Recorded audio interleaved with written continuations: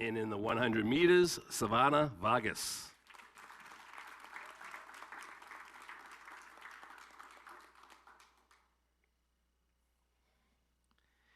In addition to our state champions, there was an all-state champion, and this was in the high jump,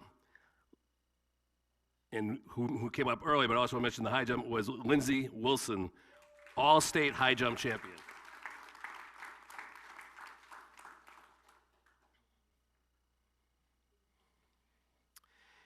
And in addition, we had a number of students that qualified for the national competition, and one of our competitors was recognized as the national champion in the rising division discus, and that is Alex Jackson.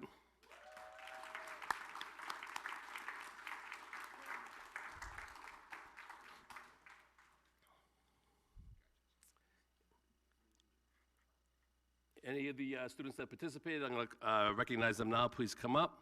They participated in the recent New Balance Scholastic High School Track and Field Championship that was held at the University of Pennsylvania. Mimi Batista.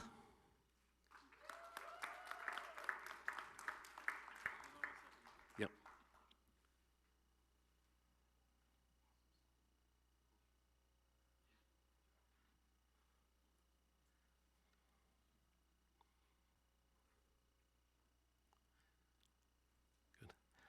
Aaliyah Callahan.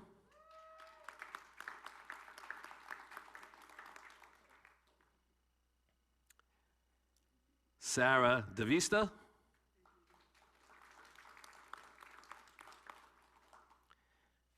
Brianna Iwanisha.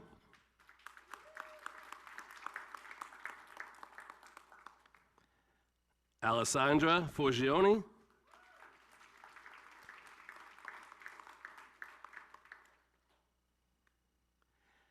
Tamara Kamisha.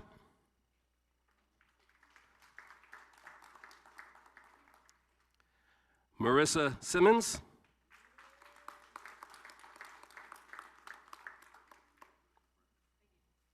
Savannah Vargas.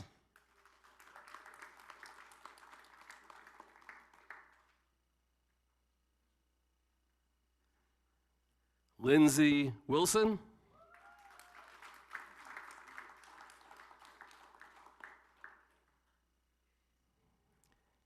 Evan Bedard.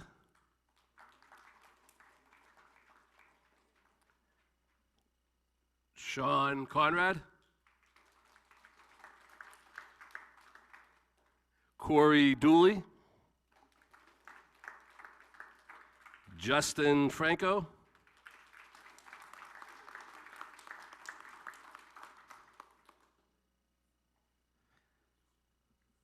Alex Jackson.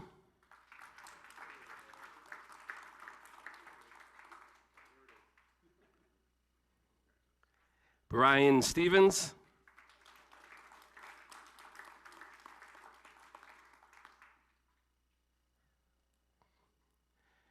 Dominic Scalise.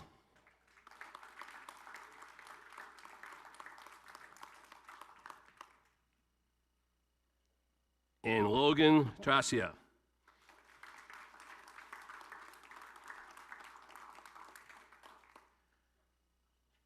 I do see a number of coaches that are here, but I don't want to risk missing anyone, so I want to make sure I congratulate all the coaches that are here, and as Dr. Vidal mentioned, Coach Braz, once again, Coach of the Year. So congratulations to all the coaches and the team for a great season.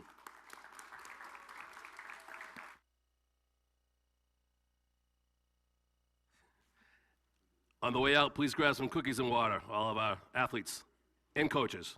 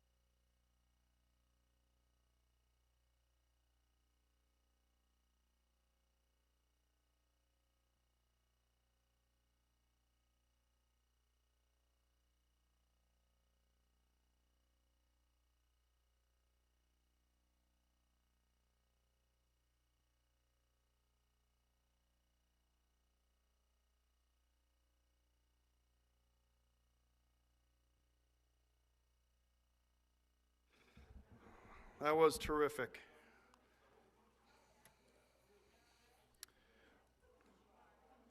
Okay. Let's go back to our agenda. We do have minutes from the June 13, 2022 regular school committee meeting. We'd open those up for discussion and a vote.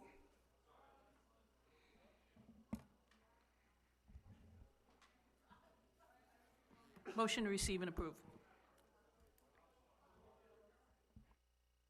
Thank you, Mrs. Dunn. You've heard the motion for approval of the minutes of June 13th, 2023 regular school committee meeting, seconded by Mr. Amico.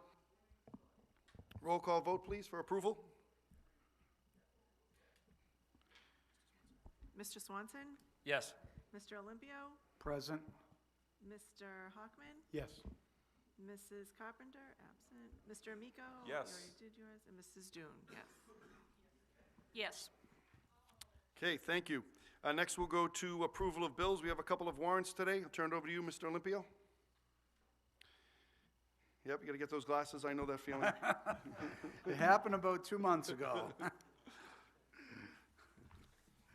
I'd like to make a motion to approve warrant number 5405 in the amount of $1,307,789.46 dated June 27th, 2023, subject to audit. Second. Thank you. You've heard the motion by Mr. Olympio for approval of warrant number 5405, seconded by Mr. Amico. Roll call vote, please. Mr. Swanson? Yes. Mr. Olympio? Yes. Mr. Hockman? Yes. Mrs. Carpenter? Mr. Amico? Yes. Mrs. Dunn? Yes. I'd like to make a motion to approve warrant number 5406 in the amount of $46,490.29 dated June 27, 2023, subject to audit. Second. Great. Thank you, Mr. Olympio. You've heard the motion for approval of warrant number 5406. That was seconded by Mr. Amico. Roll call vote for approval, please. Mr. Swanson? Yes. Mr. Olympio? Yes. Mr. Hockman? Yes. Mr. Amico? Yes. Mrs. Dunn? Yes. Great. Thank you, Mr. Olympio. Next is item number 4, continued business. We do have a few items under that today. I wanted to turn it over to Mrs. Dunn. Any update today on the Welch School MSBA project? When school closed last week for the school year, the construction went into overdrive. And it is absolutely amazing if you go on site. I advise against it at the moment because it is totally ripped up. The new sidewalks are being put in. The curbstones are going in. They're working on the front of the building, as you know, with the classrooms in the front being completed inside. Now they're going to start doing the outside work at the same time as working on the back corner of the building and then moving into the third area for classrooms. So it is really amazing to see the change in just a matter of a couple of days. But I would like to compliment our crew because they are working so hard to stay on track and stay on schedule. It's going very well. So we will be having a Welch School Building Committee meeting the last Thursday of the month at 9:30 in the morning. That will go out on Zoom for public to watch that. And as always, we have our weekly OAC meetings. Those take place every Wednesday. So there will be a lot of new information tomorrow that they will come forward with on the schedule and the calendar and everything. And another piece of excitement, the stage curtains are being changed out. And in order to properly dispose of them, they were just going to take them and get rid of them. And I spoke up and I requested that, if possible, those be donated to the Bay State Textiles. Worked our magic today, and tomorrow those stage curtains will be recycled, and you can imagine how heavy they are, and the weight of that cloth is going to generate money for the Welch PTO. So it's a nice little circle there that's going to really help the school in many ways and help the environment. So it was nice the way everybody pulled together to take care of that. So always, if there are any questions, feel free to ask. Thank you for that update, Ms. Dunn. Okay, item number 2, continued business, the strategic plan. Oh, Mrs. okay. Dunn, comments on that? Yes, as you know, we had the strategic plan to review last meeting, and the reason that I wanted to put it into the agenda is because the strategic plan expires basically at the end of this school year, 2023. What I would like to recommend, and I'm prepared to make a motion for that, is that we allow the strategic plan to stay in place for one more year, and during that time, there will be a lot of work done to evaluate the progress made on that strategic plan and to create the next iteration of the strategic plan for going forward. There's a lot of steps going into making a strategic plan. That last one, there were a lot of people involved from all different facets of the schools, from, you know, being on the school committee, members of the public, parent representatives, and educators. So I know that has to take place, and it would take probably several months, and we would have a new strategic plan next year to work with going forward for another 3 years. So I will make a motion so that we can discuss it, but I would like to make a motion that we continue the current strategic plan for 1 year pending the preparation and completion of the next school plan. So moved. Second. Thank you, Mrs. Dunn. Thank you for that motion. You've heard the motion. The motion was seconded by Mr. Amico. Open it up for discussion. Any comments, questions?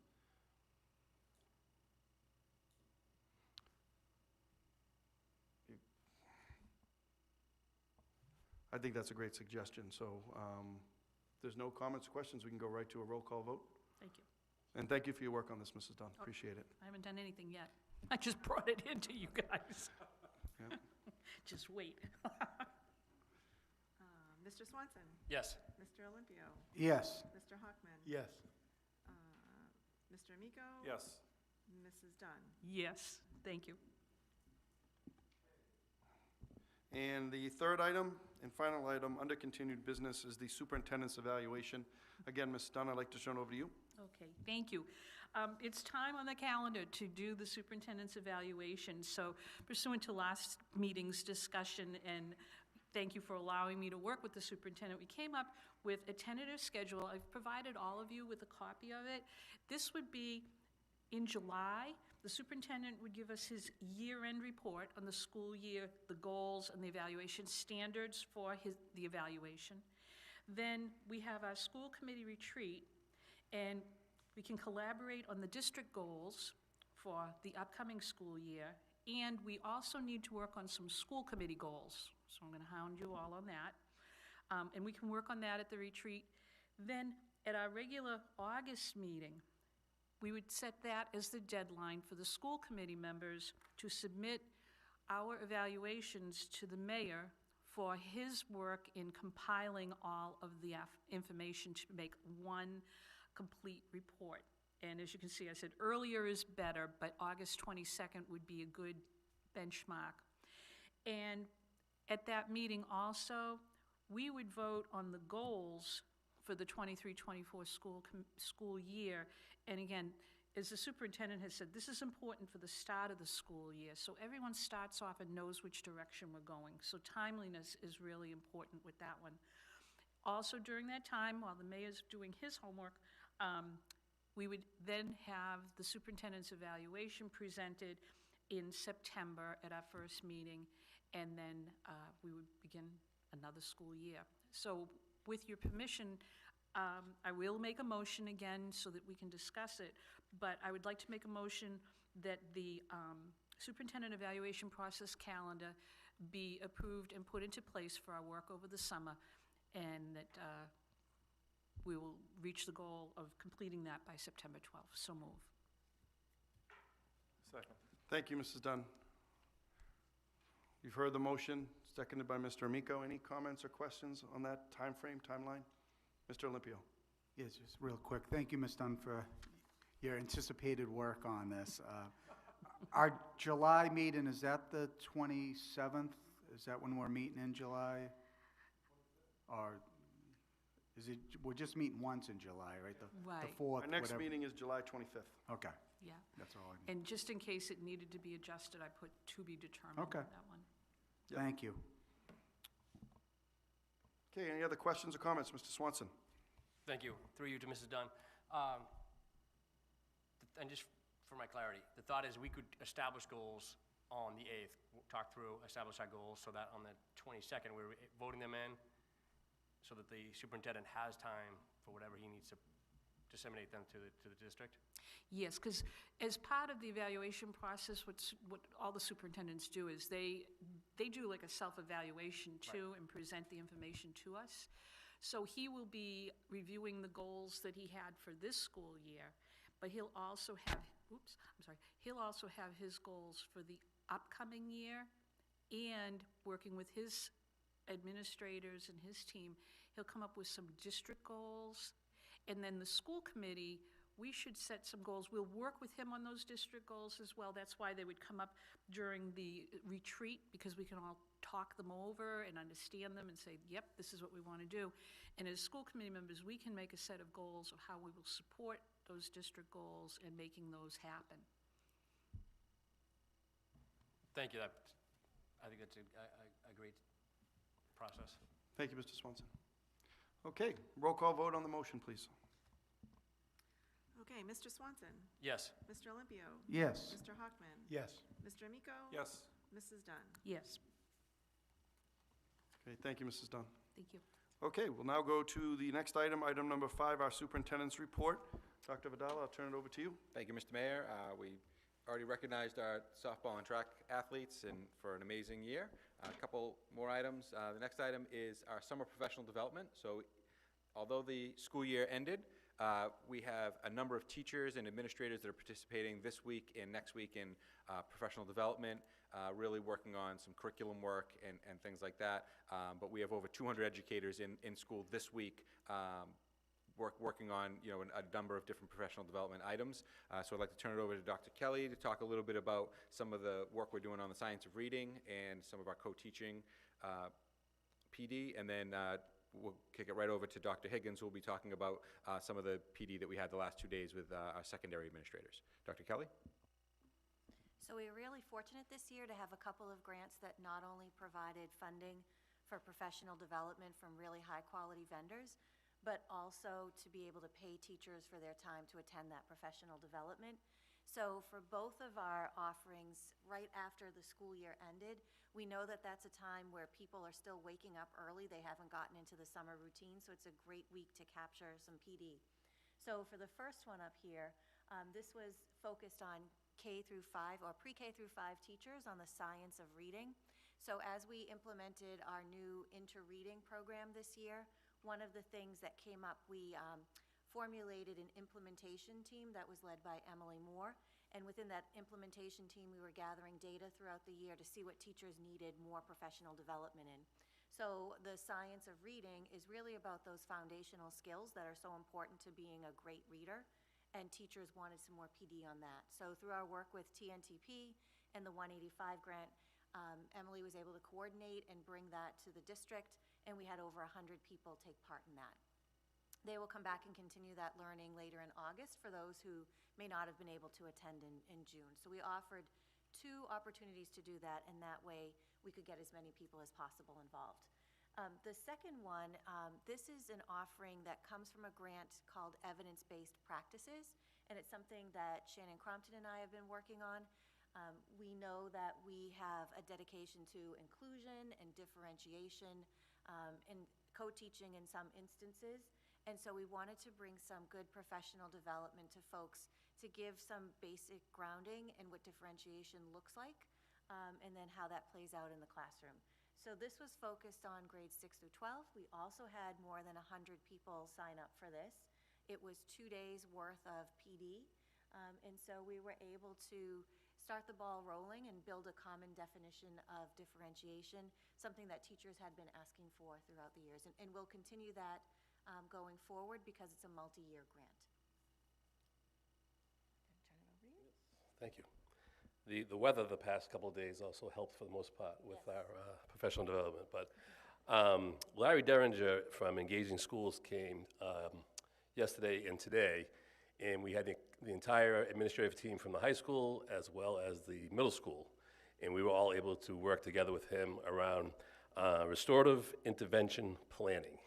And so what that means, middle school and high school level, essentially, is we recognize excluding a student from school suspension is very significant and necessary in very, very small number of cases. But we really want to explore the interventions available prior to that, getting to that point. And so there's a lot of different strategies that happen in pieces, and this just was a great chance to formalize. And so we actually were in this room, and we had a lot of time to plan, not only at the school level, so both of the schools got to get their whole team together and plan some of the rollout alongside the PD, but quite honestly, what was really refreshing was some of the conversations between the colleagues at the middle school and high school, and some of the behaviors that they may have seen, some of the interventions they may have tried. Oh, that's interesting. We've done that before too. Let's talk some more about that. And there was some just great, healthy, professional conversations between the colleagues. And so it's a nice chance. We have such a little time during the school year for this that it was actually refreshing to have that pace and have some great conversations and great ideas. So I think having 2 complete days really got the ball rolling. There's some more work to do over the summer, and we're looking at some ideas at the start of the year. But I think the restorative practices with students, as involving them almost as partners in solving what may have been the mistake with the behavior and how we can go about fixing that is really the direction we want to be heading in. And these first 2 days were a great start to that. So I was really pleased with the PD that was available to us. Thank you, Dr. Higgins. Any questions or comments from the committee? Please, Mr. Swanson. Thank you. To Dr. Chase, first off, thank you again for putting these together early in the year so that people, the ones in August, early in the morning as well, so the teachers get back onto the cycle for the beginning of the school year. But no, again, but appreciate you thinking about how they're structured and setting these up. To Dr. Higgins, quick one for you. In the past, as you had these conversations and these review of practices, you've brought forward to us some of the changes and some of the thought processes come up. Could you do that in the fall as you've developed these new processes and these new ways of thinking? I think it's very helpful for us to understand, and also shows the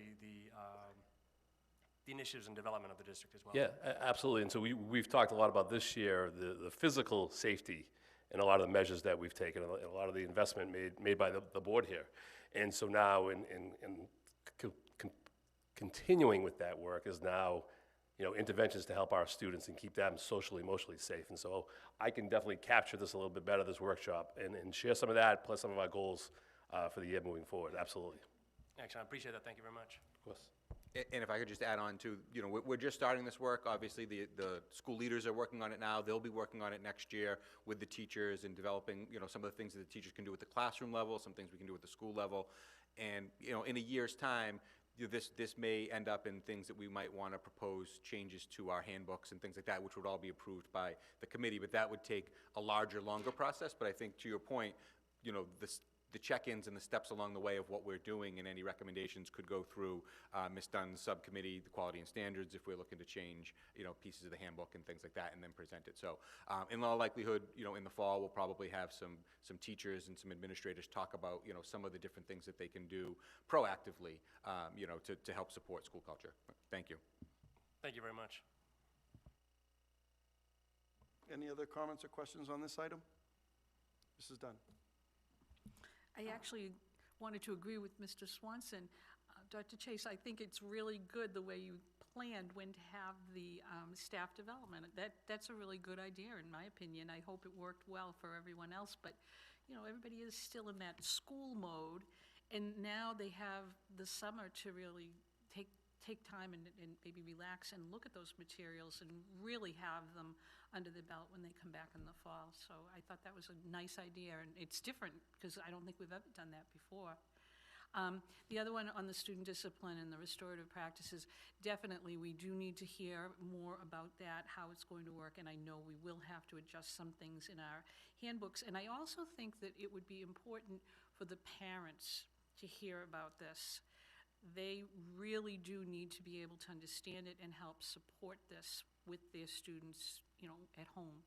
So I'd like to see some things put in place in the fall when we start the year so that people from elementary on up to high school can understand this. Thank you. Thank you, Mrs. Dunn. Any other comments? Okay, thank you. Thank Thank you, Mr. Mayor. So the next item is instrumental music program.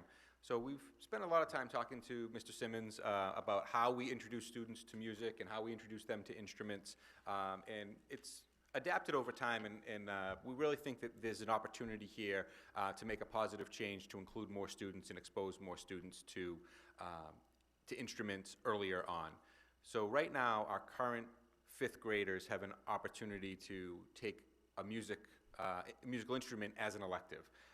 And it's adapted over time, but I can remember from my oldest daughter, when she was in the fifth grade, you could choose an instrument, and the family would rent the instrument, and instead of taking the traditional fifth grade music class, you would take this as a separate class. And then over time, we felt like some of the kids didn't want to be pulled out of their music class with their friends, and so it was limiting the opportunity. So the past 3 years, we've had an opportunity for students to take a musical instrument in addition to their music class. The challenge in that has been that it's been outside of the music class, outside specialist time, and we've struggled to find the time within the school day to be able to do that. The other barrier that we've seen is that the families are still renting the musical instruments, and not everyone has access to it.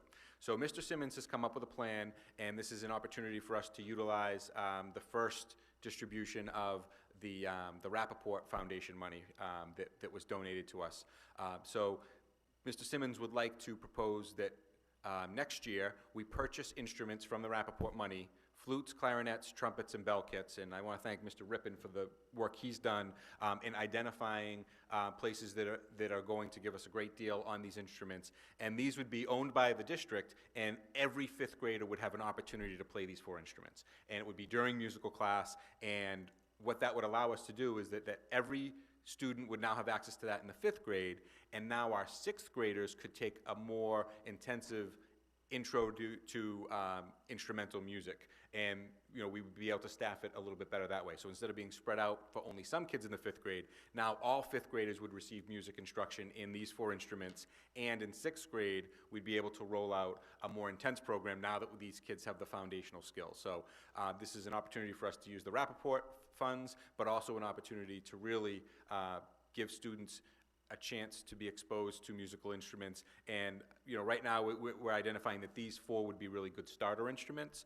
For kids that might not want to play a wind instrument, the bell kit is a great opportunity as well. So all these lessons would take place during their fifth grade music class, and students will no longer be removed from the academic blocks. And then in sixth grade, they could have that elective class, which would be a beginner instrumental music study course.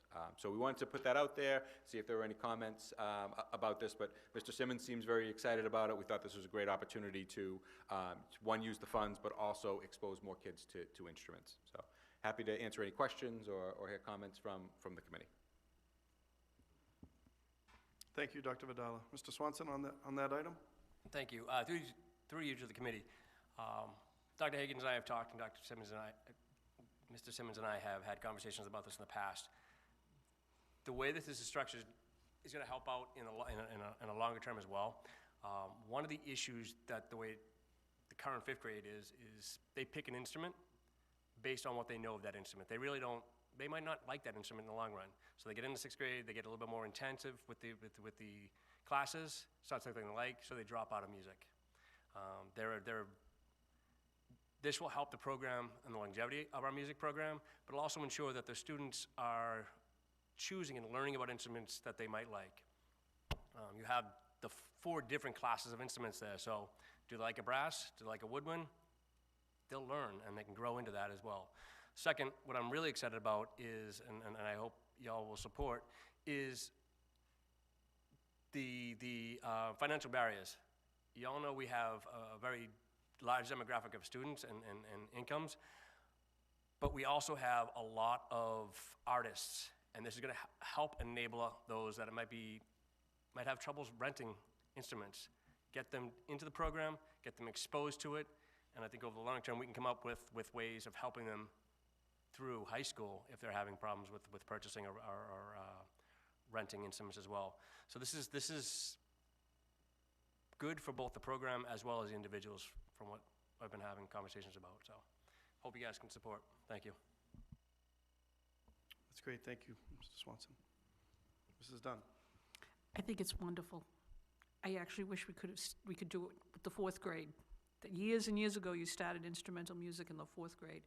But this is a good start, and I think it really will open it up to more students and give them that exposure so that they do have the time, if they want to play an instrument, to be able to learn more about the individual instruments, and then in the sixth grade, really pick up what they like, and they will stick with it more than they would if they made a quick decision and then picked the wrong one.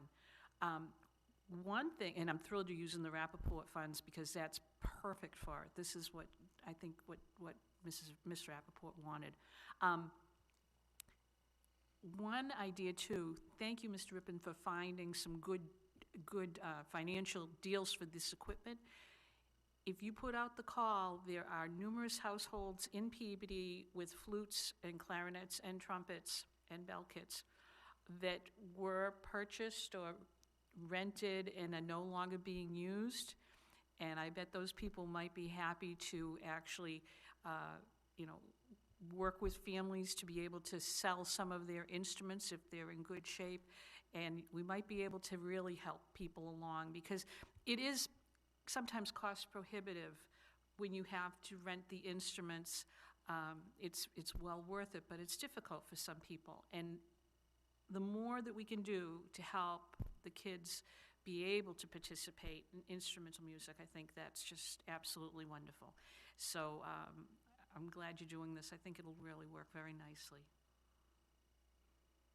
If I may, and I appreciate you qualifying the comment about, and again, because this is a model that I've developed somewhere else that was wildly successful. I believe it will be here as well. We're partnering with Music and Arts, which currently rents out instruments, but the model is, after about a couple, 3 cycles of rental, they've basically gotten the cost of the instrument. So, but it's still, these are student rental class type of instruments that will serve us well at least another 5 years or so. Yep.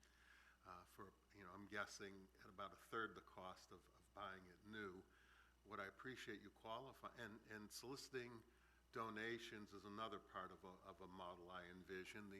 But what I liked about, you want to get a similar quality or class of instrument as much, you don't want, it's like a used car. You don't want a problem instrument. And so I appreciate that, having a similar model, quality level, we would look to be happy.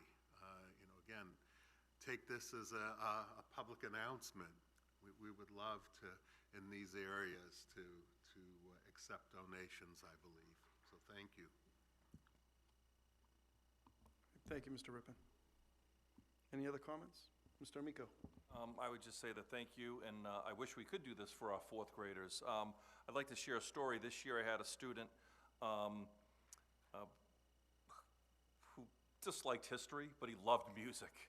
And he was in a music class, and he did very well down there. And I remember him bringing up his guitar and him saying, have you ever played? And I looked at him, I said, no, I wouldn't know the first thing to do with the guitar. I played basketball, that was my thing. And he said, well, Mr. Amico, this is my basketball.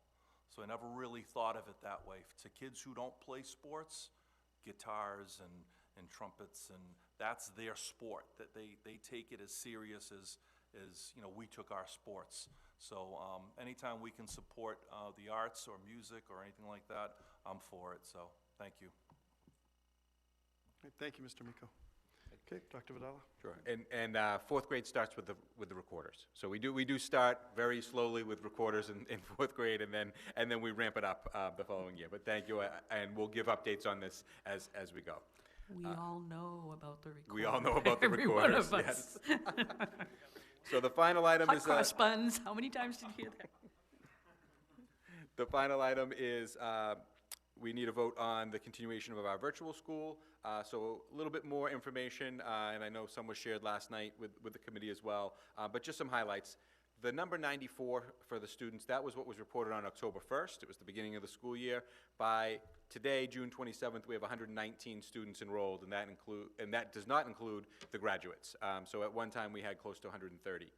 Attendance in 2021-22 was 92.7%, where the district was 90.8%, and this year the attendance was 90.8%, and the district went up this year overall in attendance. So definitely some improvements in attendance on the district level, which I'd like to highlight.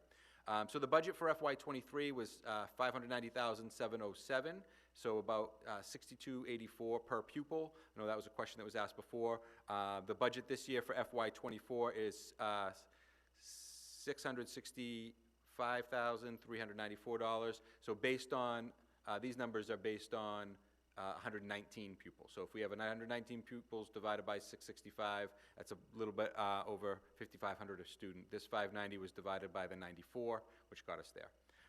The revenue generated, which is interesting, we hadn't talked about this, but we have 5 students that participated from other communities, so 3 from Beverly and 2 from Salem. It was a prorated cost, so if you think of $9,000 a student, it was about $50 a day. And so we had 4 students with limited enrollment, 113 days total enrollment between the 4 of them. So the program generated revenue of $5,650 this year, and that was only from April till the end of the school year. So we already have a number of students that are interested in committing next year, and Beverly and Salem are interested in doing MOUs again to continue next year, and they would pay for the entire year at $9,000 a student. We also have a plan, if this gets voted through, to present to the North Shore Roundtable to see if there are any other districts that would be interested. And this is what we hope to be a more sustainable model as we move forward. But I know there was a number of questions that were sent out. There's some information shared. Happy to answer any questions. I know Dr. Lord is here as well. And if it's the will of the committee, at the end we would entertain a motion to vote to continue the virtual school for one more academic year. And then we'd have a vote next year, especially during, and I think we should do it earlier, especially with the budget implications. So I'll turn it over to the mayor and the committee if you have any further questions. Thank you. Great, thank you, Doctor. Any comments, questions? Okay, Mr. Hockman. Thank you, Mr. Mayor. First, let me start out by saying I see some friends in the audience. This is going to get passed tonight. Don't worry about this. This is, I think, maybe academic and slightly editorial I've spoken to the committee members. I know how to count, but I do have a lot of questions and I do have a lot of concerns. And thank you, Dr. Vidal, or at least for facilitating these answers. I'm not quite sure if you were the person that provided the information. I'm sure it was a collaboration of your staff. Dr. Law did quite a bit of work on this as well. Thank you, Dr. And Mr. Rippon shared some financial information. Sure. No, I appreciate that. So I did present quite a few questions, and I want to, if I can, go through some of those answers just so I have a clear understanding as to, I asked for full-time staff members that, I didn't say that. I said the names of staff members, whether they're teachers, specialists, paraprofessionals, administrators, who provide any service to any students enrolled in the prep. And we got 6 FTEs for staff members, including the administrator, Dr. Lord. And I guess we're replacing the teacher that's 3 to 5, we have a retirement or something along those lines. And then additional support, we have a student teacher, and I don't know if that's through Gordon College or who that is and what the financial implication that is. And then we have a special ed, I don't know if it's a teacher or a specialist, and who's, at least the response was who's contracted. And then we have ELL support, who's privately contracted, which I don't necessarily understand, but we'll get to that. And then we have a guidance counselor who is assigned to the prep students as well as other students throughout the district. So that guidance counselor's salary would be apportioned if we were looking to do that, which I'm really not looking to do that. But what I see next to each of the people that were identified as providing services to prep students, for the source of those payments is that they're all grants. And the grants that at least a significant majority of these staff members are paid through is going to expire in 2024, the ESSER grant. I know that when we talked about the budget, we talked about not funding staff members and salaries through grants that weren't continuing, right? That we couldn't expect year over year, and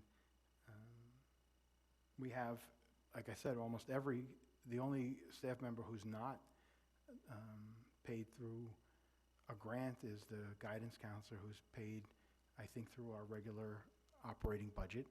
And then we have a special ed, I don't know what the special ed staff member does, but is paid through the IDEA grant, which is a grant we get annually, and that's a little less concerning to me in terms of, so my initial question is, and like I said at the outset, I suspect that this is going to pass. I've spoken to most of the committee members, expressed my thoughts, and we had open, candid conversations. I've talked to the superintendent. I've spoken with Dr. Lloyd. You know, I'm not hiding a ball here. We're just having a conversation. What's the intent of the administration for the 24-25 school year? Is it to ask for, and I know that you've identified $663,494 for full-time staff salaries and benefits. Is it your intent to ask for that, or a number north of that with COLAs and things like that, for the 24-25 appropriated budget? So we would develop a plan probably in the fall based on enrollment and staffing. In terms of the appropriated budget, only full-time staff would be paid out of the appropriated budget, so it would be that top number. The additional staff, again, would be paid out of entitlement grants or other things like that. That would not be a hit on the operating budget. So the full-time staff would likely be on the operating budget with an offset of the revenue that we're able to generate. And so that would be a proposal that we would be looking at. And, you know, I think there are some other things that we'd want to talk about in terms of number of students who were either homeschooled at charters or at other virtual schools like TECA, to see what we're saving in those tuitions, and then what we could generate from revenue. So I definitely think that there's a bigger question around next year's budget when it hits the operating budget. But I think that, you know, this is the second year of this pilot, of this plan, and, you know, I would anticipate that, you know, we would do everything that we can to, if the program is working and supporting students, to continue the program with the least economic impact on the budget as possible. That would be our goal. Thank you. In a later question you answered, I asked how many students in the prep are on IEPs, and the response was 30. And I don't know if any of those students, I really don't want to get too particular about special ed, but I don't know how many of those students receive services and who provides them. Is it that the two, actually there's only one special ed person listed, or a person who's contracted to provide special ed services. Does that person provide services to all 30 of the students on IEPs? We did have to put this together pretty quickly. There is a second one. There's an elementary special educator that works with the students online live during the classrooms. She also has pull-out sessions with the kids that have IEPs. Any student that has an IEP, we have an IEP meeting prior to them coming into Peabody Prep. Not all services can be delivered virtually, but those students that can be successful virtually, we set up an IEP plan for them. So there are two special educators, not just the one. Okay, so there's an additional staff person, and I'm not looking to, this got out late and you guys responded, Yeah, we did to the best you could, and Yeah. My intent isn't to harm anyone in that regard. I'm looking for information and getting an understanding as to what this program is, and kind of having a conversation about what's available. So what about students who are in IEPs who require OT services? How do those students get those services? When the IEP team meets, depending on the degree of service, they may or may not be recommended to come into the prep program. There are some students that go to their neighborhood school to get services. There are some students that have come to the PLA to talk with counselors, for example. It depends on the IEP, and the IEP team gets together to make the best decision on behalf of the student. Okay. And that's good. I mean, that's certainly what we all want, right? What's best for the student. So I'm kind of hearing that there might be some sort of a hybrid model going on, that some things a prep student receives are done virtually, and some things a prep student receives are done in person. Is that right? Oh, yeah, there's, we have field trips with the students on a regular basis. Took the kids to the Stone Zoo last week of school. We had a senior trip to Salem Willows with all the seniors and the upperclassmen. Go to Endicott Park, for example. We did yoga in the park with our wellness coach from the PLA. It was a fun day. Yeah. Anyway, there's a variety of in-person events that the kids are involved with as part of the prep program. The majority of their time, though, is online, and it's working with their classmates in small groups or with their teachers, or however the teacher sees fit to deliver instruction for that particular lesson. And Mr. Mayor, through you, and if I can maybe have a wide breath here, I think I might take a little time, if that's okay. I'll try to be as concise as possible. But through you, I think Dr. Lord is probably the person, whoever is able to answer. So for these field trips, what's we said we had 94 students in the prep program enrolled for the 22-23 academic year. What's the percentage of students that participate in these field trips? What's the attendance rate? I want to say, for health reasons, there's probably 2 or 3 students. And we take a group like the elementary students or the middle school students or the high school students. I think there's 2 or 3 students that don't participate for personal reasons. Sometimes they prefer to stay online and do online work, but the vast majority of them participate. So in the last, I think the numbers I got for the last academic year, there were 20 elementary school students, and you're saying maybe 2 or 3, about 10% don't participate for health-related reasons. Others may not for others. And middle school students is 28. So is it a 10% number across the board that don't participate in these field trips? Is that a fair number? Yeah, probably between 5 and 15. It depends on the field trip. I mean, sometimes I don't want to do that. Some Thanks things anyway. are more exciting than others. Yeah, I don't want to go to the museum, that kind of thing. We did a field trip to the Children's Museum, All right. which was very successful. Okay. And then I know when we were here 2 weeks ago, we were talking about the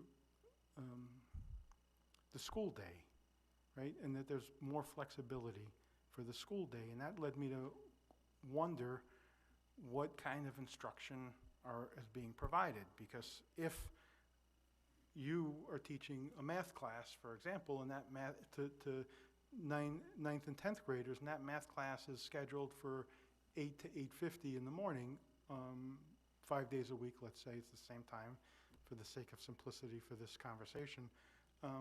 But that doesn't work and I'm your student, and that doesn't work for my schedule, right? There's that flexibility that we keep hearing about. When do I get that math instruction if I'm not available between 8 and 8:50? Oh, there are some mandated time on learning requirements for the Department of Ed, and all those mandated time learning requirements are still met by all the students at Peabody Prep. There are 4 hours in the school day that are dedicated to academics for the middle and high school students, and the core subjects are all delivered live by the teachers during those time frames. Those they must be present for. We take regular attendance just like in a regular school. The flexibility comes after lunch, when the students are working on their exploratory classes if they're a middle school student, or they're working on their elective classes as a high school student. There are probably 250, 300 different electives that the high school students can pick from the Edgenuity program that we've had for almost a decade. We had kids take, one of the great things about the flexibility is our valedictorian last year took Chinese. We've never been able to teach Chinese because not enough kids have requested it at the high school, but if one kid wants Chinese, we can deliver that through the Edgenuity program. There are classes that, when I was running in the high school, we couldn't run the class because 3 kids would request business law. If 3 kids want business law at Peabody Prep, they can get it. And they can do it at their own pace. So that flexibility time frame happens after lunch from 12:30, from 1 o'clock until 2:30 for the middle and high school students. That's where they get their last 90 minutes of the day. And they do things that is of their interest, rather than being forced into a schedule like they are in the Higgins, where you've got to do these blocks during these time frames. The middle school kids have the same electives that the high school kids could pick, but they're, grade appropriate in the Edgenuity program. At the same time, if I'm taking a business law class and it's a semester long at the high school and I need another month to get my A or B out of that class, you can get that A or B at Peabody Prep. And by the same token, if I'm taking business law and I can get it done by Thanksgiving and get an A, I can get it done by Thanksgiving and get an A, and I can pick up my next class after that. So that's what I meant by the flexibility. The ability of kids to self-pace, self-direct, and master their learning through that Edgenuity program in that time frame after school. We also have about a dozen students that are involved in a work-study program, and they're going on their job at 1 o'clock. I have half a dozen, 10 of them that are doing a 40-hour work week, and they do the 4 hours of academics in the morning, and it's really great for them not to have English scheduled for themselves between 1 and 1:50 in the afternoon. They can do it in the morning, get all the academic stuff done, and their time on learning requirements are submitted to the State Department based on their pay stubs. So if they're doing more than 10 hours a week, that's the flexibility for that after lunch time frame. I hope that clarifies. Yeah, no, that's where I'm going. So those students in high school who are in the prep and are taking these electives online through a recording, right, or non-live instructor generally. Right. Right. Well, there's usually a recorded event, kind of like if you're familiar with Khan Academy, but Yeah. what's nice is they've taken the best teachers in a particular subject like medieval art, and that one master of medieval art instruction is delivering that verbal thing, and they pick a whole bunch of different ones. Anyway, it's a cool thing. Yeah. Edgenuity's got a great opportunity for kids to get exposed to a variety of different instructors. No, I understand that, but aren't these same, wouldn't these high school students in the prep program have those same opportunities at the PLA? They don't take the electives at the PLA. The PLA are limited to core subject areas, kids that are behind on credits that need to get, English 11, English 12 done, US history, Algebra 2, geometry, those kinds of classes that are required to meet the 115 credits of graduation. That's the typical PLA kid. There are a couple of electives that the teams developed, the PLA. Personal finance, for one, is an elective that, some kids, they've done most of their core subjects and they still need to get to 115 credits. So I think there's a sociology class, a psychology class, and a personal finance class at the PLA that the kids can take that is kind of an elective. They have to do more than just the core subjects to get to 115 credits, and that's where they can get that at the PLA. Mr. Hockman, if you and Dr. Lord, when who's ever speaking, you can make sure the microphone's on, but whoever's not, if you could turn off, because there's a little bit of a ringing. Oh, sorry. If you have both have it on at the same time, so. Thank you, Mr. Go ahead. Mayor. My apologies. So, a core course requirement through DESE is physical education. That's correct. How is the prep student receiving a physical education learning remotely? They take the wellness class, Wellness 1, Wellness 2, and Wellness 3, just like at the high school. Are there any athletic components or physical components to their physical education? Oof, I'd have to look at the curriculum to see. I don't remember it right off the top of my head. It's probably not as structured as they have it at the high school with, badminton for a couple of weeks and soccer for a couple of weeks. I'd have to look, but I do know there's an academic component. And, to be honest, we could probably strengthen the physical component of the wellness program at the prep.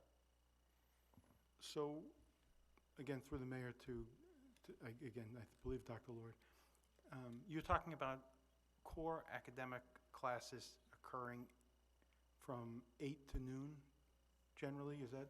8:20 until 12:30.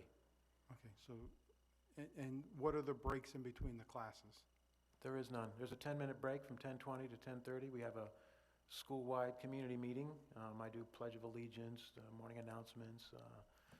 I play DJ Dr. Lord. The kids make requests for a song, and I do that. And listen, I will share this. We do a field trip every day at Peabody Prep. I change the background of our virtual set. I have a green screen in the back that Ms. Sandstrom set up for me, and we take the kids to a different place in the world every day in a 1-minute field trip during that 10-minute time frame. But there's no walking to class. They just go one class to the next. Okay, so that leads me to our staff members who have, by bargaining, by collective bargaining, a workday, and are getting compensated, I think, based upon the scales that are set within those bargaining agreements. If a staff member is only, what are they doing if they're not teaching during these 3 hours and 40 minutes or whatever it is, because their workday is longer than that? Yeah, they're online live instruction with their students for 4 hours a day in the morning from 8:20 till 12:30 straight. They don't have any breaks. And then in a round-robin fashion, they do that fifth block during the Edgenuity block. I supervise this Edgenuity block. All the students are in that block together, middle and high school together. And they are with us for 45 minutes at that time frame, assisting students with Edgenuity activities. Edgenuity isn't, hands-off by the teacher. Edgenuity is a program that requires us to unlock tests, for example. We check for mastery, make sure the students are earning a particular grade before we unlock a test. A variety of assignments are in Edgenuity that have to be graded by the staff, so the teachers grade it during that time frame. So, we're pretty close to the contract. I have to check on the minutes, but they teach 5 just like everybody else. In fact, they're actually doing more. Teachers are teaching 3 grade levels at the same time. In the 3rd, 4th, and 5th, that's one teacher doing 3rd, 4th, and 5th grade curriculum simultaneously. Our middle school person is doing all 4 subject areas and 3 content areas at the same time. Our high school people are teaching our 9th and 10th graders simultaneously. They're working. They really are working. The big issue is planning for this kind of instruction. They have to do a lot of planning. Well, based upon the numbers that were provided to me, you're talking about a 3rd, 4th, and 5th grade, a teacher teaching 3rd, 4th, and 5th grade. The total is 11 students, based upon the numbers between all 3 grades, based upon the numbers we received in response to that question when I asked the number of students for each grade level. It lists 3rd grade is 5, 4th grade is 3, and 5th grade is 3. I don't think we do have some small class sizes in some parts of the city, but we certainly don't have class sizes that small. So while I appreciate that it may be a little more complicated and difficult for a staff member who I think volunteers to be in this program, for them to teach 3 curriculums simultaneously, there's 3 4th graders. It's the nature of Peabody personalized remote education program. This is a personalized program. The kids get. No, I get pretty that, specific, but yeah. I'm looking at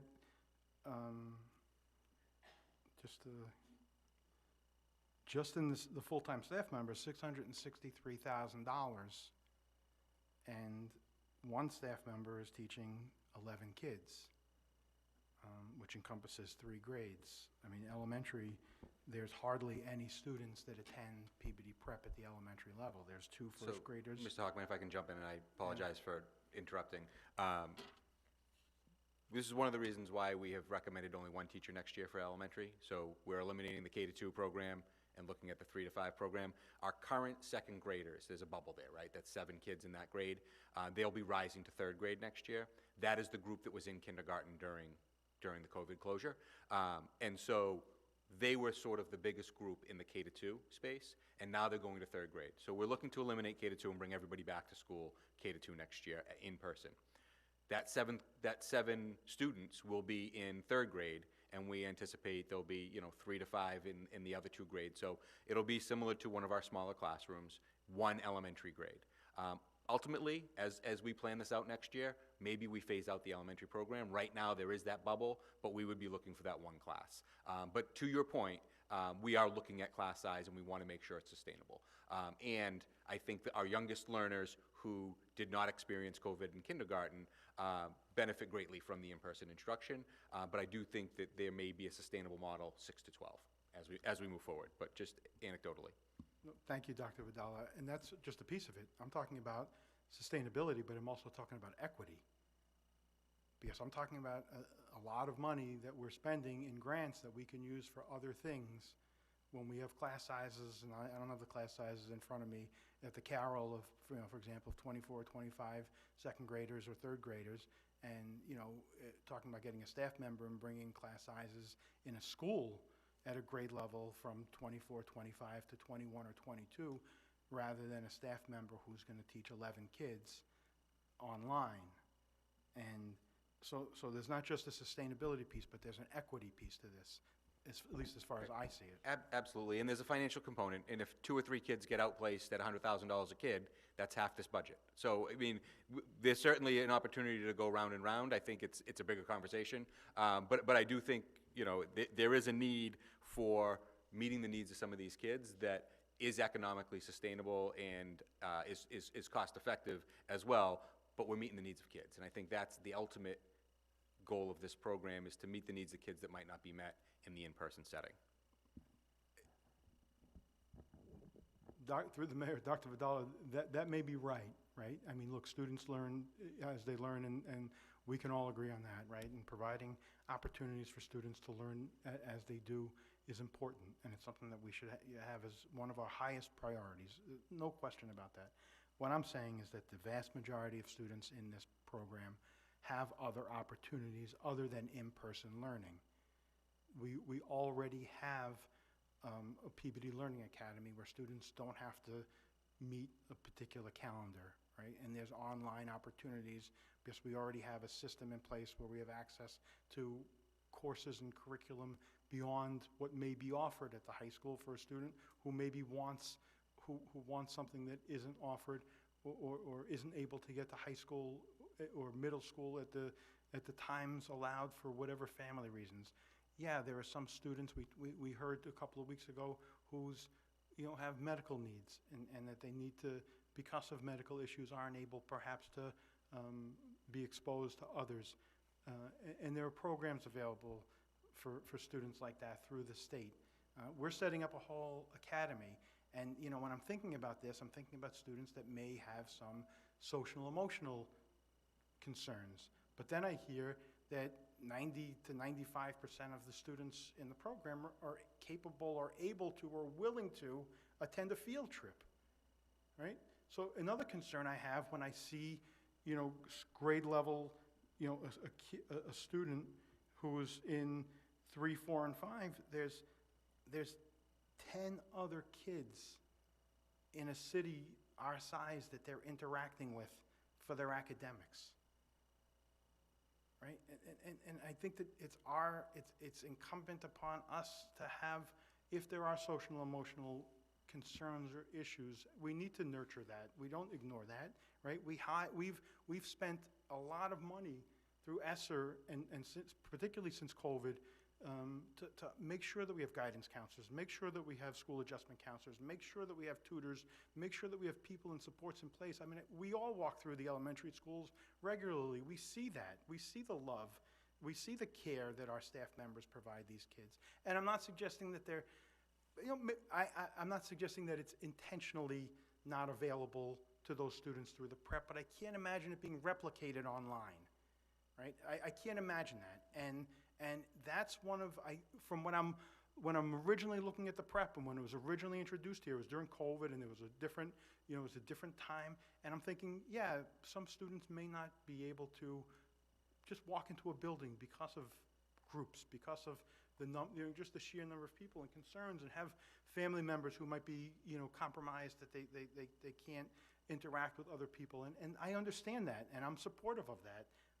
But that's not a $700,000, and the budget, you know, the numbers that we're getting, I appreciate that they're based upon, you know, staff members that, but it's more than that, right? There are specialists that touch these kids. There has to be a kid or 2 or 4 or 8 that get occupational therapy or physical therapy or some sort of other special education services. And I'm not, this isn't designed to hurt anyone saying you didn't complete an answer or you didn't give me all the information. I'm not saying that. What I'm saying is that we're probably spending about $1 million here. The majority of students who are high school age that can attend other programs. Look, I said my piece. I appreciate that this is going to pass. I appreciate I have one voice and one vote. I just wanted to exercise my voice tonight and really flesh out where those concerns come from.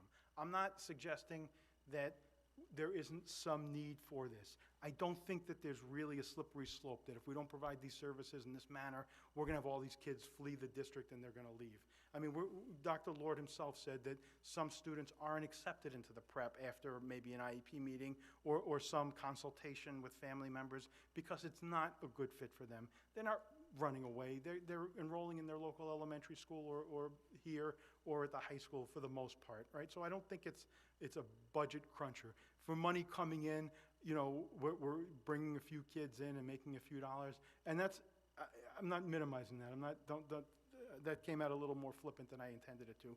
But, you know, that's money that, and no offense to you, Mr. Mayor, that goes into the general fund in the city, and we get it kind of around the backside, you know, when we get a budget, and the mayor is generous as he's been with us, and he gives us a budget number, but that doesn't really go back into our budget, and it's not, it's certainly not something we're relying upon when you're asking us to vote to spend, you know, a significant, I mean, this is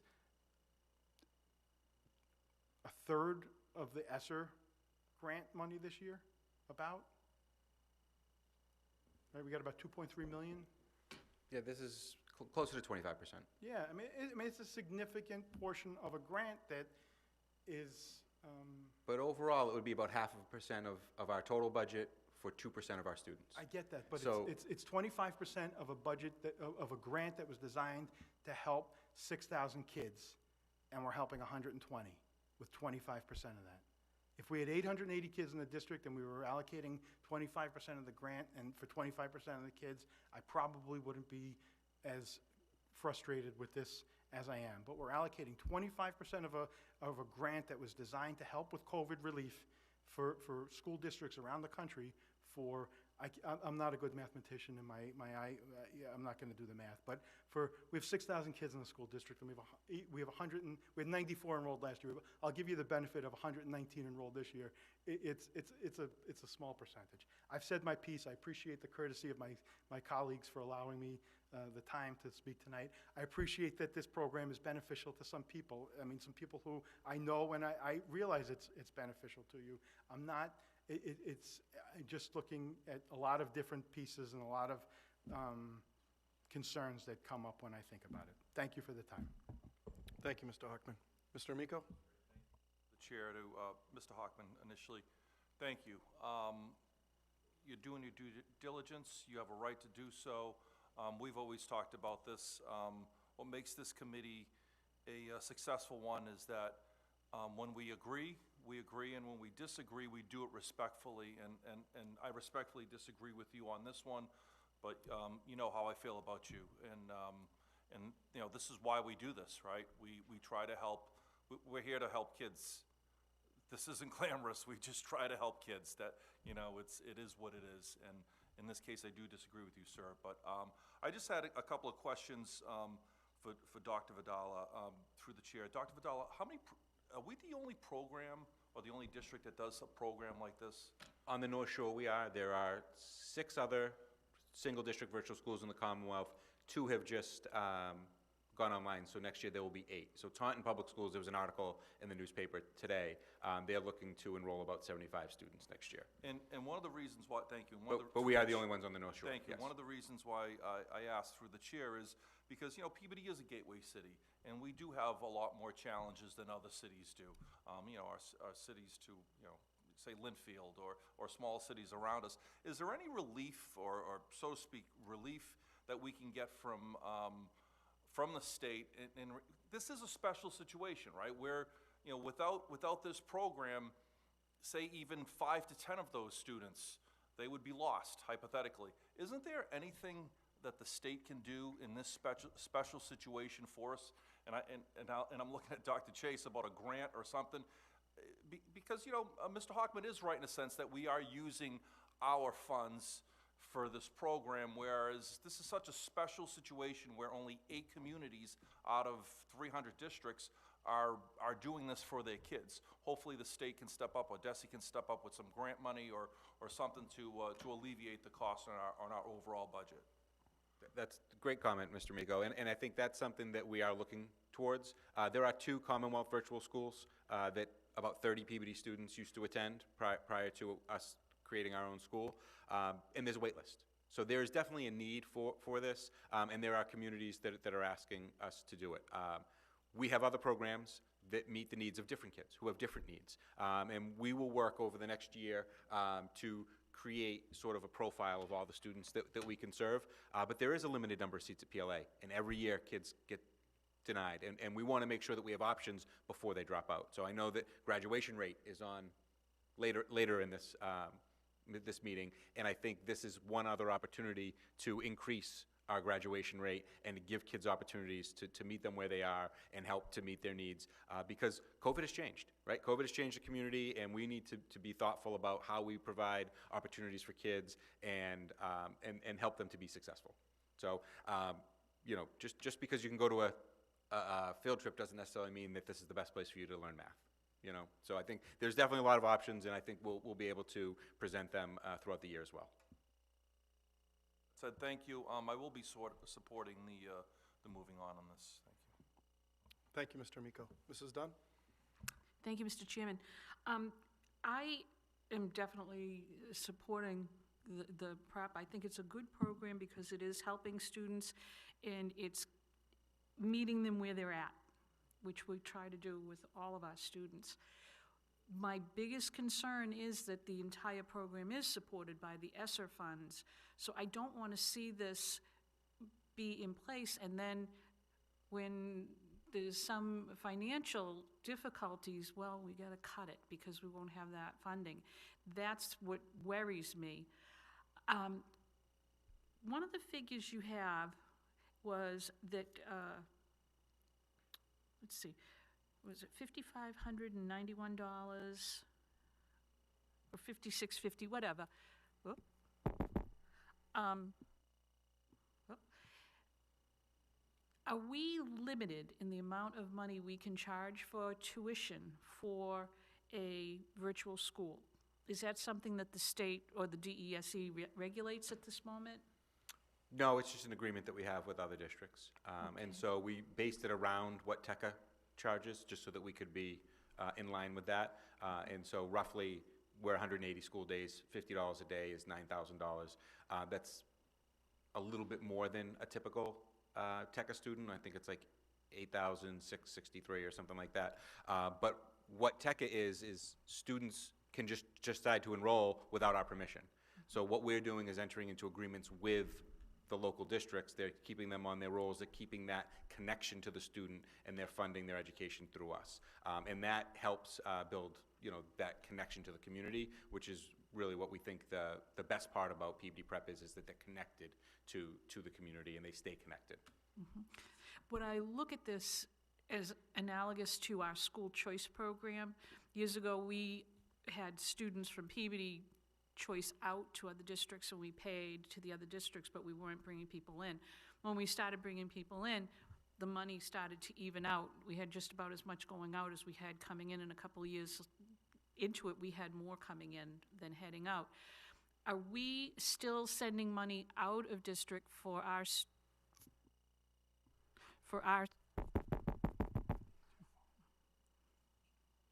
that what it is? I don't know. Okay.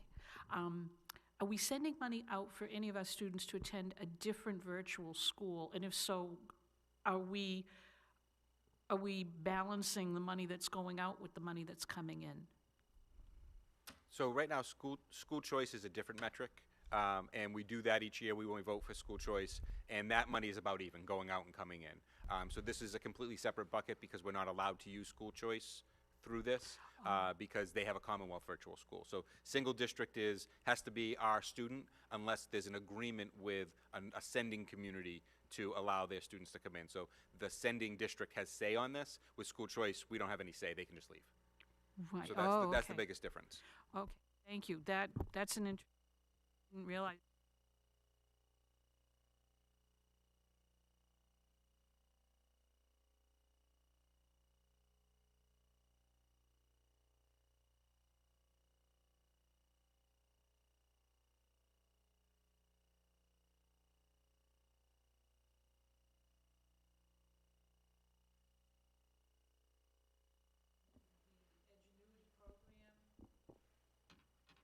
So, no, we do have credit recovery through the high school. they can maintain the high school. If they cannot attend the high school, they would have the option to transfer to Peabody Prep and enroll in the virtual school. But we do have students who are reporting to the high school who enroll in a credit recovery program, and then we have the PLA as well, which is a high school program. So those are all programs within the high school, and they'll get a high school diploma. If they're not attending, they could attend virtually and earn their diploma through Peabody Prep. Okay. One of the things that has struck me hearing the students from, see, it's not the microphone, it's the whole system. Hearing from the students of their reasons of why they go to the remote academy, why they go to the Peabody Learning Academy, all of the different reasons, some of those were troubling to know why the students did not want to attend classes. And I really want us to do a really good examination of those, because those were important reasons that we need to hear so that we can improve the distribution of education and the way that we teach our students. We really do have to listen to them. I think it's important to understand this option came out because of COVID, and it has helped a lot of people. Now there are different reasons people attend, and some of those, as Mr. Hockman has says, we have other programs to try to help people, and I want to make sure that we are helping our students to go to the program that helps them the most. The remote academy is an option for some people, but it's used for, well, you've got 100 kids, there's 100 different reasons of why they go. It's just like at the Learning Academy. But I really do think we have to hear what they have to say and look at that so that we know going forward exactly how to tailor the programs that we provide to people, not just on a cost basis, because it is something that's costly, and it is something we need to look at because our money is limited and we have to be able to provide education to as many students as possible. The other thing I think we need to look at is making sure that we are able to keep Peabody students in our district. I think that's an important component of this, because if we didn't have this program, we would be sending them by way of the Commonwealth Virtual School or another school. So I'm glad we're doing it. I want to support it. I just want to make sure that the funding is going to be something really strong, that it can continue on, that we look into why people are attending that and how best to serve all of our students. And it's a good program because people are still appreciative of it. It's keeping kids in school. It's helping kids to graduate. But I know we're going to talk later about the graduation rates. This has, there's a lot to say, or the students have a lot to say through their responses on why they attend. Thank you. Thank you, Mrs. Dunn. Mr. Olympio? Thank you, and thank you, Dr. Vidal. Thank you, Dr. Lord, for all your work. And Mr. Hockman, you brought up some great points. I will be voting in favor of this, but I would encourage us come September, whether we do it in Finance Subcommittee and regularly school, during our regularly school committee, we have to get on this early, because those numbers that I see, it's frightening. And it's going to, next year's budget, I feel like it's going to be like no other budget before, and not something that maybe any of us have been used to for the past 3-4 years. So I think Mr. Hockman certainly gave myself a lot of food for thought going forward, and we have to be realistic about things. Yes, I hope it all can work out, but the only way we're going to be able to figure something out is if we're proactive and we start September, October. We can't start working through this in February and March, or else the horse will be out of the barn and we'll be in a real bad spot. So I'll be voting in favor of this tonight, but part of my summer is kind of ruined, because I just feel like we have a lot of work ahead of us in the fall. So, thank you. Thank you, Mr. Olympio. Mr. Swanson? Thank you, Dr. Vidal. Sorry, Dr. Lord as well. Thank you very much for all you presented tonight, put together, and as you said, it was put out to you quickly, gave us some great answers with the time you had. I am going to vote to continue this for the 23-24 year, but I also agree with Mr. Olympio, is we need to get in front of this extremely quickly. I was thinking November, but I think he's more accurate, and we need to be talking to September, October. Fairness to our budget, fairness to all of our students, and fairness to those that are participating in the prep. I do have, as well, concerns of what's going to happen next year. I mean, to be very frank, I've had the luxury of sitting in 2 budgets that have been backed by ESSER. There's going to be a windfall coming up that we have to be prepared for, and we also need to be making decisions, and we need to be supporting our students, but also making a financial and responsible decisions for everybody. Thank you. Thank you, Mr. Swanson. Okay, Mr. Amico, I'll turn to you and get a comment and then a vote. Through the chair to the committee, I did speak to Ms. Carpenter yesterday. She couldn't be here, but she wanted me to express the fact that she would be supporting this if she were here, so I just wanted to pass that along. If I may, I'd like to make a motion to move forward and to maintain and fund the prep program for 2023-2024. So moved. Second. Okay, thank you, Mr. Amico. You've heard the motion, seconded by Mrs. Dunn. Let's have a roll call vote, please. Mr. Swanson? Yes. Mr. Olympio? Yes. Mr. Hockman? No. Mrs. Carpenter? Mr. Amico? Yes. Mrs. Dunn? Yes. Mr. Chairman? Yes. I'd like to make a follow-up motion. I'd like to request that we do a survey of the students currently attending Peabody Prep to ask why they're attending, what their reasons are, and to be able to see the results of that. I would hope we could do it sometime over the summer and have it in the fall. And any other questions that you think would be appropriate on that, just so that we can understand the decisions that people are making on why they want to attend it. And then we would be able to better utilize that information going forward. So moved. Thank you, Mrs. Dunn. I think that's a good suggestion. Thank you. You've heard the motion, seconded by Mr. Swanson. Roll call vote, please. Mr. Swanson? Yes. Mr. Olympio? Yes. Mr. Hockman? No. Mr. Amico? Yes. Mrs. Dunn? Yes. Okay, thank you. Turn it back to you, Dr. Vidal. Anything further on your report? No, I just want to thank everybody for their continued support. Thank you, Mr. Hockman, for bringing up important questions. This is part of what we do every day, so I appreciate that. That concludes the superintendent's report. Thank you. Thank you, Dr. Vidal. Before we go to the next item, Mr. Amico? Sure. Through the chair to Dr. Vidala and to Dr. Higgins, we got a voicemail yesterday regarding the summer food program. It was great news. Could we just get a quick look? I know it's not on the agenda, but it's timely. We got a message yesterday. If Dr. Higgins could just give us a quick on that. Thank you.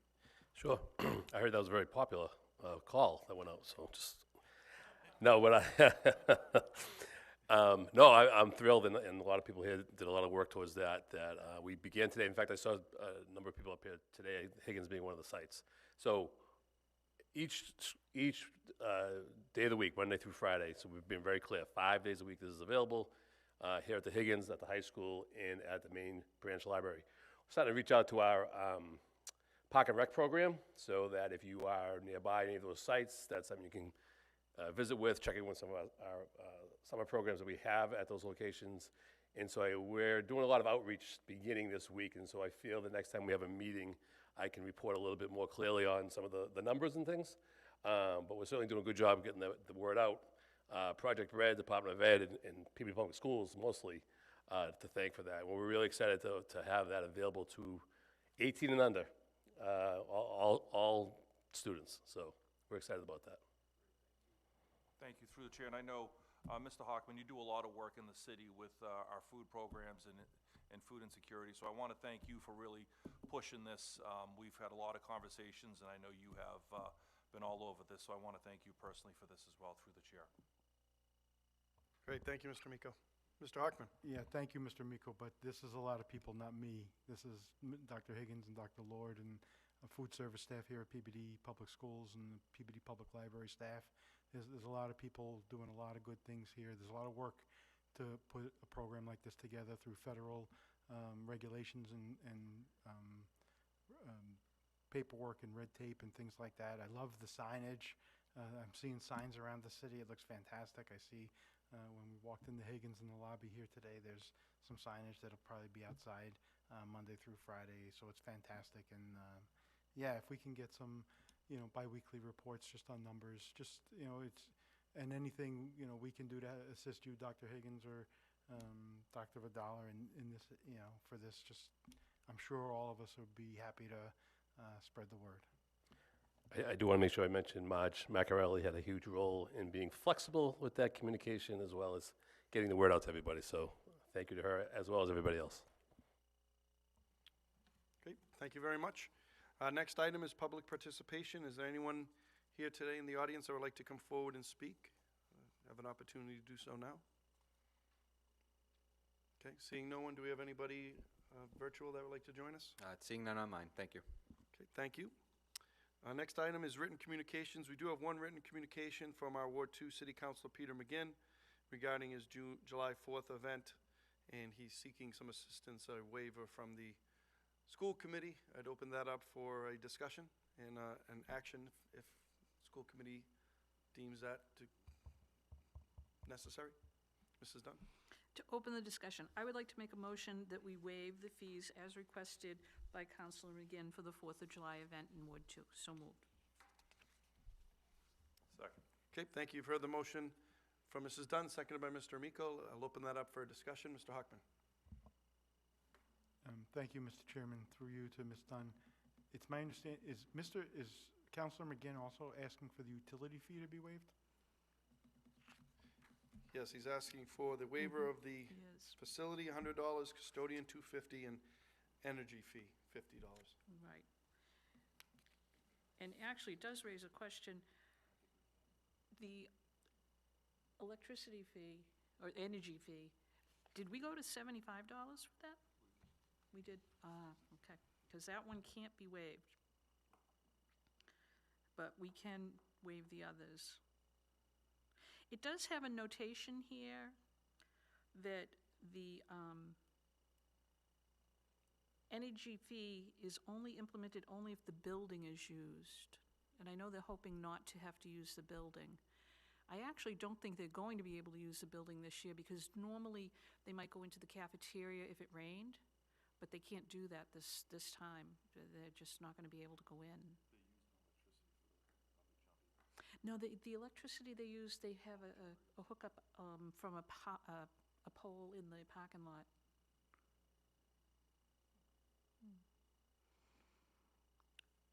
I do not know the answer to that. I know that Ward 2 is one of the busier wards in terms of crowds, and Council McGinn does a terrific job. I love the July 4th traditions, but it's certainly the cost of items have gone up, and I know that puts a little bit more strain on those ward budgets for the July 4th, so I think any help we could give them, I know would be very helpful to Councilor McGinn and the other city councils as well. Mr. Hockman? Yeah, no, thank you, Mr. Mayor. I'm in agreement. I'm not looking to, I think if we can waive fees, we should waive fees. We just have a policy, we don't waive the energy fee, one, and it's kind of interesting, this is an old form, because Councilor McGinn's asking us to waive the custodial fee, and that's a purview of the city council. We don't pay custodians. Custodians come out of the city budget. So to the extent that we're waiving a facility use fee of $150, which I think is, I guess, to be somewhat supportive, I would agree to waive a custodial fee of $270, but I don't have that, like I said, that's beyond our authority. So I don't know how you want to handle it, Ms. Dunn, but I just am concerned about the non-waivable fee. That's the only concern I have. And I believe that Ward 2, it being the Welch School, is the only school that is utilized the playground. I think all the other It is. wards are just at public parks. So I think I can help with the custodian fee on the city end, if you guys would, if the school committee would entertain the other fees. I think we can work out the custodian fee. It's the 75? Well, technically, if they don't use the building, it wouldn't be implemented anyway. So I say, let's waive the fee and pray for sun. So it'd be a motion. They really can't, because the building is really ripped apart right now. Right. So a motion by Mrs. Dunn to waive the the facility fee and the utility fee. Waive them all, and you can sort out the difference on the custodial fee. All right, and custodian fee as well, all three. Seconded by Mr. Amico. Mr. Swanson, on the motion? No, I'm good. You good? Okay. Roll call vote, please. Mr. Swanson, Yes. Mr. Olympio. Yes. Mr. Hockman. Yes. Mrs. Carpenter, Mr. Amico. Yes. Mrs. Dunn. Yes. All right, thank you. Let's go now to item number 8, subcommittee reports.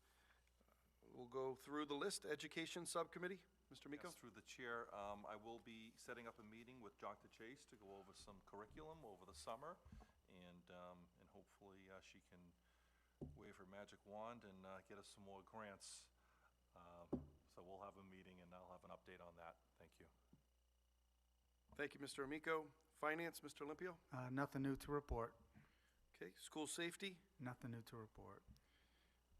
athletics and wellness, No report tonight. quality and standards, Mrs. Dunn? Nothing to report this evening. Okay. Parent and student advisory boards? Nothing to report tonight. Okay. Building and grounds? We will be setting up We- a we meeting. need to We be have up- quite a bit to do. Yeah, we so- need a meeting, so I'll work with you and Dr. Vidal on that. Yeah, we'll Yep. set, you know, if we need to do that one virtually, that may be easier for everyone in the summer. That might be Um, helpful. We'll talk about that. Okay. Special Education Parent Advisory Board, Mr. Olympio? Nothing to report right now. Hold that item. We'll hold redistricting. Performing Arts, Nothing to report tonight. Mr. Swanson, thank you. All right, we have new business, and there are a few items for discussion. First item under new business this evening is the graduation rate. It's been touched on a little bit, but I want to turn it over to Mr. Hockman. Thank you. It's funny, it was in the beginning, front page of the budget book, and I didn't bring my budget book with me tonight, but I think it was 86, that's right, like 86.4 or something like that, yeah. Which as we were going through the budget process, kind of struck me as caused some concern, right? It certainly caused me to take a step back and put on several sets of glasses to make sure I was reading that number right. Because we do, at least, you know, from this seat, it seems like we do an awful lot to encourage students to learn at their own pace, in their own way, right? We spent an awful lot of time talking about the prep tonight, but we also have the Peabody Learning Academy, we have the PANS program, you know, we have the community high school, we have the traditional high school. We have, as Ms. Dunn alluded to, we had, you know, school choice where students can go to high school outside of our district if there's a particular program, you know, that they want to, I mean, we offer an awful lot, so it leads me to think, what more can we do? We need to do more because we can't be satisfied with 86.4%. So who aren't we capturing, and what is it that we need to do to capture those students and make them, first of all, round them out as people, which is what part of the goal of education is, but also, you know, we all get requests for letters of recommendation from kids, you know, students who are going to attend higher education and do other, you know, terrific things with their life. And I always talk, you know, and I'm sure we all do, about the significance of what they're going to receive in the first Friday in June, right? Their high school diploma. And what a hard, difficult life it is for most people without even a high school diploma. And we're looking at 13.6% of our students walking away without even a high school diploma. It just makes it, the remainder much, much more difficult. So I just wanted to open up the conversation. What is that we can do? What can we do as a policy body that can support the administration, that would support staff members, teachers? How can we help? But we need to sit down and put our heads together and figure out what that is, whether it's money or programs or I know Joe, Mr. Miko likes talking about grants. I don't know what it is. I don't know what it is to get these 13.6% of the kids excited enough to stay and understand that there are opportunities. We all realize that life, really kicks in to certain individuals, particularly in high school. There's loss of family members. There's financial difficulties where sometimes a 16 or 17-year-old needs to pick up some slack and they can't attend high school in a traditional way. But how do we get them to, and I know Mr. Quist and his staff are doing a great job, and I'm sure the information's being, provided to these kids, but it's just not getting through. We gotta get through. So I'll leave the open-ended question, how do we do that? No, absolutely. This is a great topic, and I'm so glad you brought it up. And let me qualify this by saying this is the 4-year graduation rate. So this is a class that was really hit hard by COVID. The state graduation rate went down as well. Some kids are taking more time. So we will see this cohort of kids, we'll see a 5-year graduation rate as well. And I do think that the work that has been done this year, and this has been a different class, you'll see our 4-year graduation rate increase next year. Some of the things we're doing, you mentioned grants. I mentioned a long time ago we got the Bar Foundation grant, and that has been slowly continuing in the background with our transition to a new high school principal, making sure that the vision of the high school is set with that group. The high school experience and graduation is something that they're focused on. We have that money that they've been slowly spending on the planning grant, and we'll find out if we get an implementation grant around January. So that could definitely help. We got a Mass Grad grant this year that allowed us to have after-school credit recovery, summer credit recovery, so we may see some summer graduates as well. So there's a lot to be done. I think a lot of our special programming, we talked a lot about that tonight, that we do have. I think we should really take a hard look at our special programs and our alternative pathways. This is all something that is really good to talk about.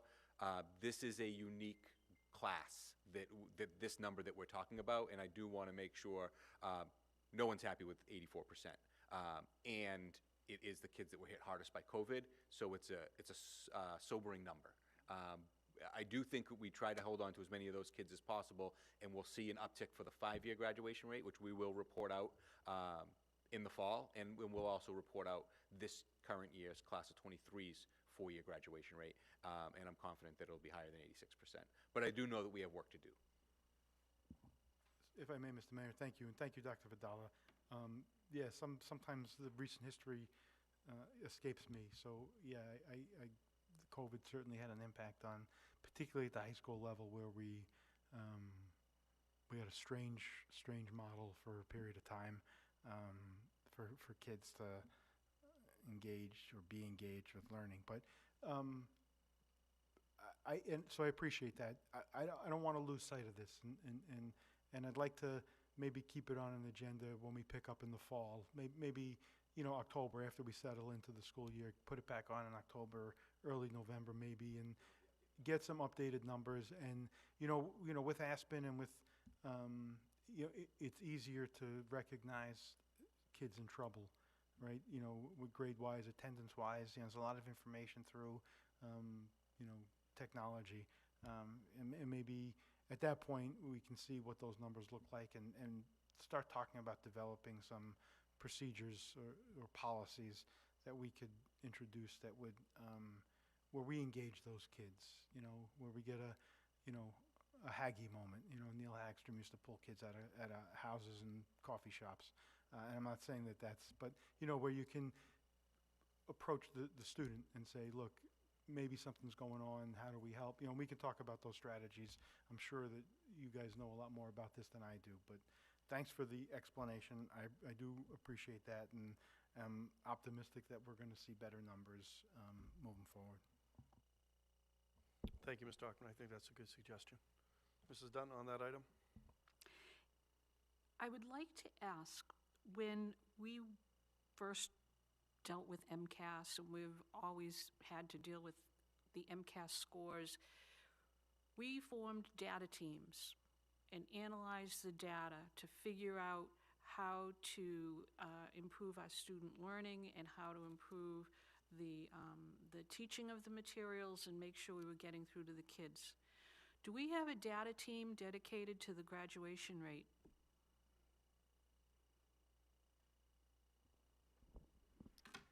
I don't know if it's dedicated to graduation rate, but there are many factors a lot of data points that we look at that are telltale signs. So grade 9 passing rate is a huge indicator of four-year graduation rate. So there are definitely things that we look at, but I have talked to Ms. Randall. This is something that is on her agenda for her school improvement plan and for next year's goals, is to really hone in and focus on that.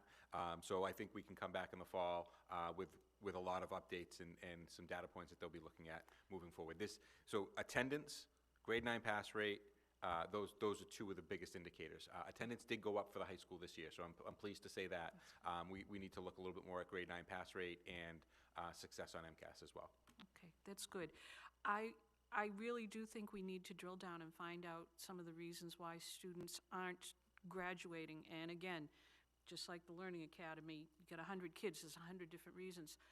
But there was something that happened at the Learning Academy graduation.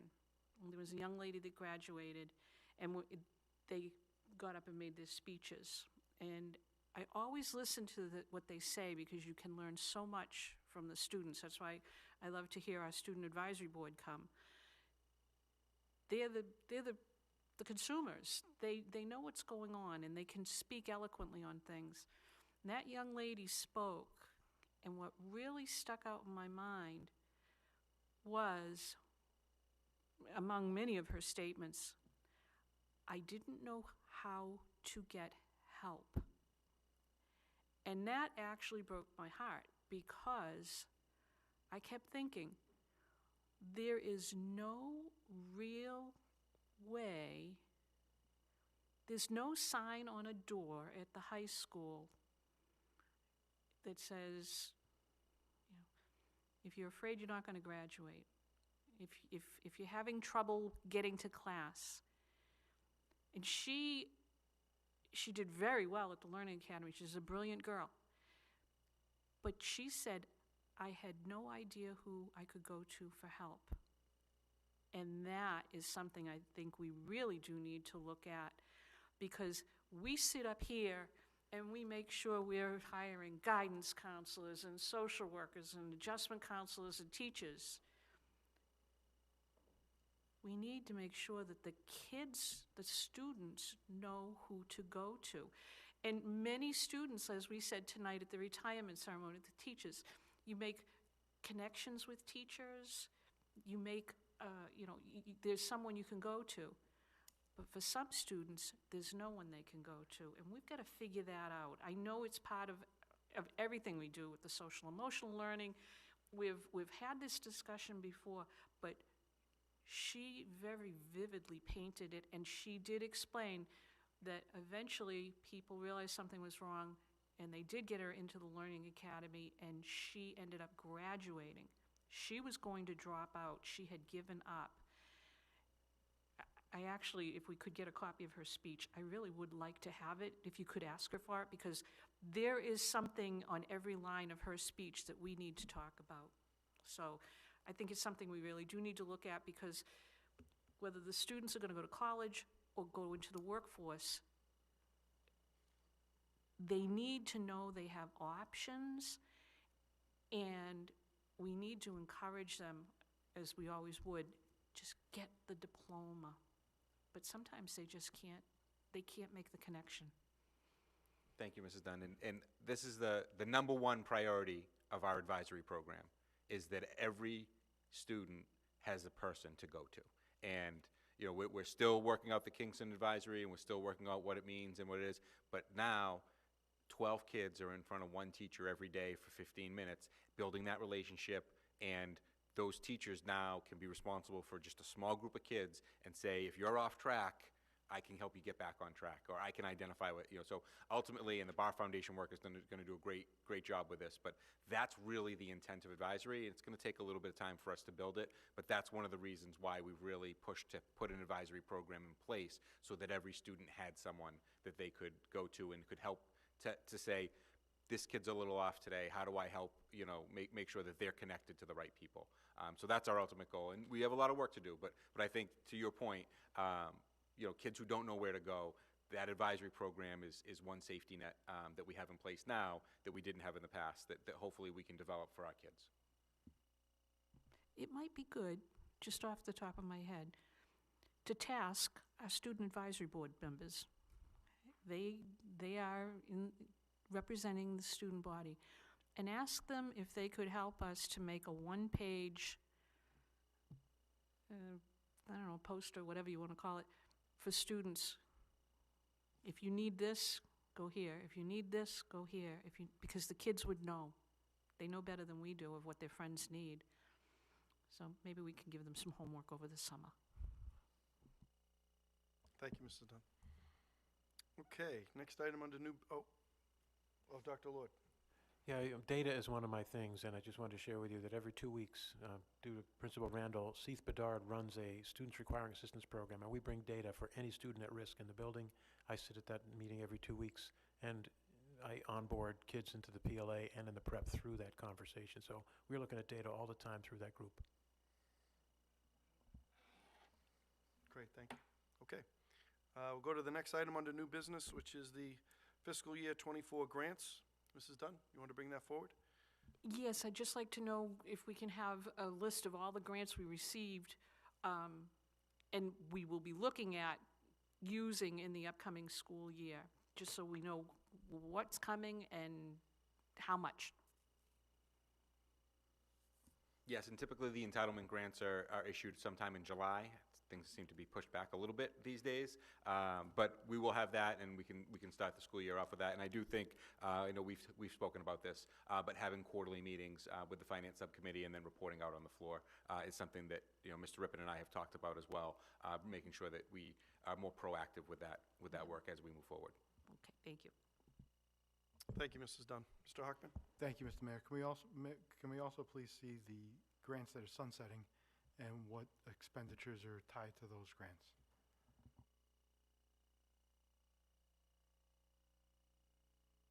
Okay, thank you. Okay, next item under new business is the school committee goals. Mrs. Dunn? Just to put it out there, get ready, we need to set some goals. So start thinking of what you would like the committee to accomplish next year on things that we can do, and we'll be discussing those at the day away, and then we need to be prepared to put them into place in August and get ready to roll in September. So that's all that was for. Great, thank you. And next is the Beverly Dunn MASC typical delegation nomination that we do every year. What's that? We did get a little early this year. I don't want to be presumptuous, but I bring that up for discussion vote.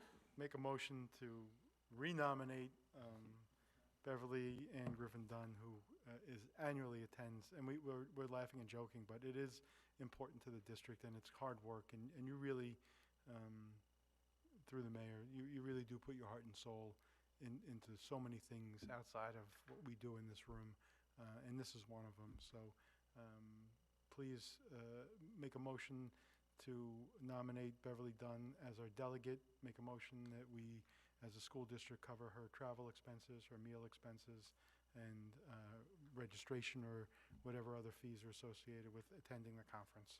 So moved. Thank you, Mr. Hockman. Seconded by Mr. Olympio. To add to that, Ms. Dunn, I just wanted to say, too, that to add to Mr. Hockman's great comments, I'm very grateful for the work you do. Not only are you a leader on this school committee, but a leader, I look at it as a leader on the Essex County and statewide, and the work you put in is very important for all of us. And, you bring forward important topics, important items, and very grateful. I joke about the nomination, but really it is it's important work you're doing, and I just wanted to echo Mr. Hockman's statements, and we're very grateful for the work you do. Thank you all very much. It's absolutely fascinating to me, the work that MASC does and how it helps school committees. And it's so interesting to learn more and more about what we can do as school committee members and how we can help education. I do enjoy it, and I appreciate your confidence. And I encourage you to all come to that conference, because it really is an amazing opportunity for professional development. It really is. And you get to meet a lot of people who come from amazingly different districts. And then when you talk to them and find out that they're facing the same issues we are, you can learn so much. It really is a great experience. So thank you for letting me go. I was going to go anyway, no matter what. But being the delegate helps for our district, because we have, the ability to vote on the resolutions. Actually, I will tell you a side piece. The resolutions that come up at the delegate assembly are being voted on tomorrow for their inclusion in the agenda for the delegate assembly. And our resolution, the Peabody resolution, is on there, and it's gaining support from other school committees. So to Mr. Swanson and the Safety Committee members, and to all of you, this was really great. I think in all of my time, I think this is the first time that Peabody has made its own resolution, and it's a really good one. So it'll be my pleasure to support that at the meeting. But if anybody else comes, I'll make sure you get up there to support it as well. Great, thank you, Mrs. Dunn. We do have a motion on the floor. It's been made by Mr. Hockman, seconded by Mr. Olympio. We're all in favor of that vote. That's a unanimous vote. I'll vote present. Yep. Thank you. Okay, that concludes the agenda for this evening. Our next meeting is going to be July 25th, 2023, and items for that agenda can be handled in the regular course of business. Thank you. We covered a lot of ground today, a number of important items, so I thank you for your work. Move to adjourn. All in favor? That's a vote. Thank you, everyone.